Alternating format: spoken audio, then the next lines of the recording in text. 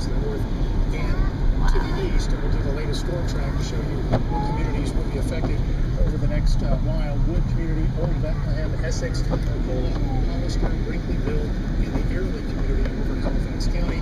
Red and green just coming in at 5:06. So this storm we continue to watch, but by far the most impressive ones made over Johnston County and also lines. Look to your right. I have a lot of downed trees and downed power lines. Please, if you see down look down, look into the city. There's the trailer park. Let the power company handle that. Boone just showed us some widespread damage in Roxbury, Person County.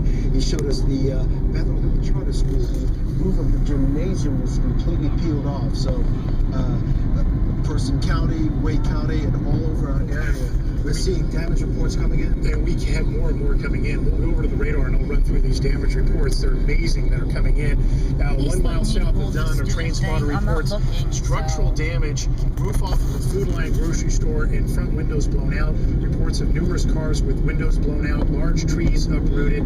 As we go over to Wilson County, over Wilson South, we have reports of numerous cars overturned and buildings destroyed in downtown Wilson. Yeah, those are all pools. Emergency manager reports numerous homes destroyed from a tornado from Lucama to Wilson.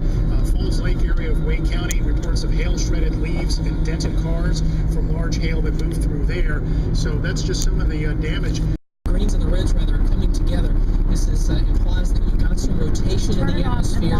And again, a spotter reporting that a tornado on the ground now making its way into western side of Goldsboro. Now, the good news is this will probably miss Seymour Johnson proper down to the south, but there's still a lot of people in the area, probably a lot of people on the road. Hopefully those folks are getting in shelter at this time as this storm moves off toward the northeast.